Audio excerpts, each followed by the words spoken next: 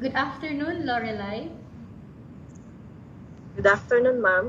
Okay, Lorelie, can you tell me about yourself? My name is Lorelie Esguerra. I am 38 years old. I am married with three children. I have a few questions for you to answer, so let's start.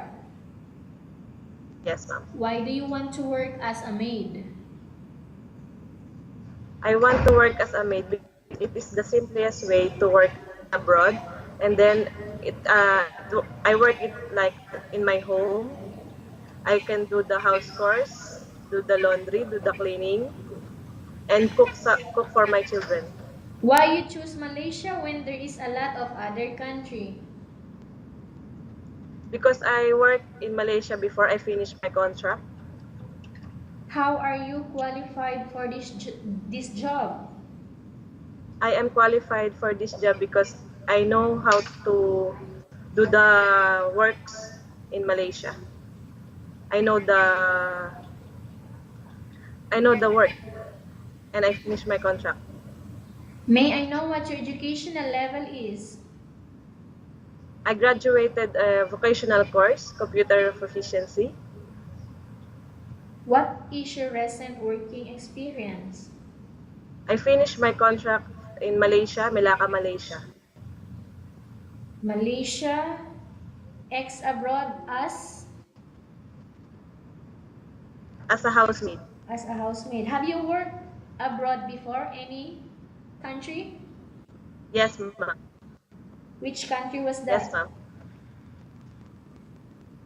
In Al Ain, UAE, UAE, what else? in Singapore, Singapore. Singapore and Lebanon. Do you have experience of taking care of baby?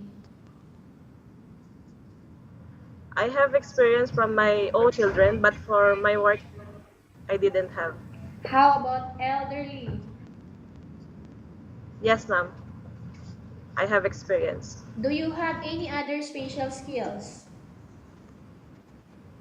Cooking foods, Malaysian food, Indian food, and some Chinese food. Are you willing to learn new skills? Yes, ma'am. Are you willing to work with a family where the mother-in-law or any relatives stay together? Yes, ma'am. Currently, are you still working now? No, ma'am. Do you know how to cook again? Yes, ma'am. Like? Malaysian food, some Chinese, and a Mhm. Filipino dishes. Are you aware that you will have to do washing, cleaning, ironing, and cooking? Yes, ma'am. From all the house chores that I mentioned to you, which do you like most? Cleaning and ironing clothes. If ever you were selected to work in Malaysia, who will take care of your kids? My husband. You are not allowed to use handphone during working hours. Yes, ma'am. You are only allowed to use handphone after you finish all the works and when going to bed. Yes, ma'am.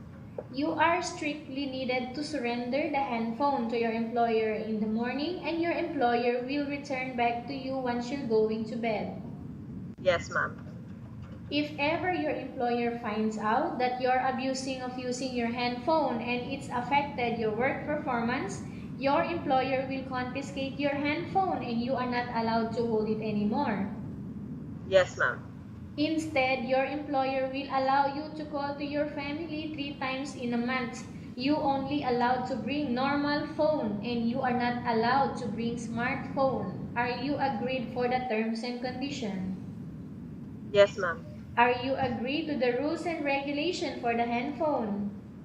Yes, ma'am. How many years is the contract as you agreed and understands? 2 years, ma'am. Can you describe for me your ethics, your attitude? I am an obedient, hardworking maid. I am trustworthy and a disciplined person. How can you assure to us that you will work hard in Malaysia? I will do my work as a better as I can, and I will continue to work for 2 years. I will finish my contract for 2 years. Okay, good. Can you promise not to use the telephone without the permission of your employer? Yes, ma'am. Can you promise not to put on makeup but to dress properly while work? Yes, ma'am. Can you promise not to invite friends and relatives without the consent of your employer? Yes, ma'am. Can you promise not to ask for advance salary from your employer under any circumstances? Yes, ma'am. Do you really understand of the rules and regulation of the agency? Yes, ma'am. Do you pay any placement fee for you to come to Malaysia to work as a maid? None, ma'am. Do you have any history of sickness, breast cancer, or any other illness? None, ma'am. Do you suffer from any skin diseases, allergy, or physical defect? Yes or no? None, ma'am. Yes or no? No.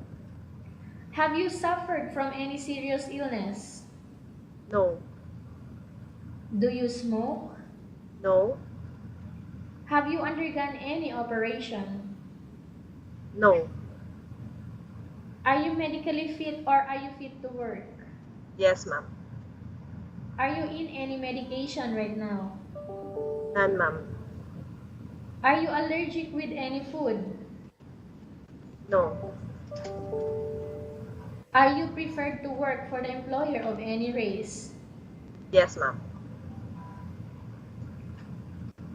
Okay. Are you preferred to eat the type of food taken by your employer?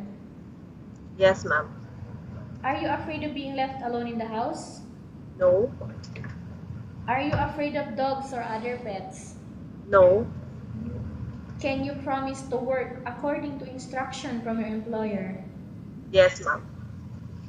Do you have any immediate family working in Malaysia, Lorelie? None, ma'am. Okay, we have finished our question section. Let's go to case study. I have a case study for you and I want you to answer me truthfully. Upon arrival in Malaysia within 6 months only, if ever any of your family members passed away, Lorelie, what will you do?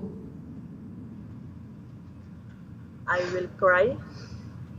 I will cry and then I will ask my employer if I have a salary that time. I will ask to send money for my family so that they can spend it for the dead person. For the funeral. Yes, ma'am. Okay. So it means, Lorelie, you will not go back or insist your employer if you can go back.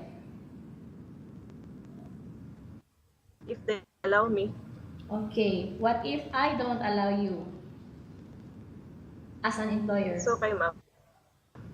Okay. I will just send the money, just ask them to send money so that I can help for the funeral of my family.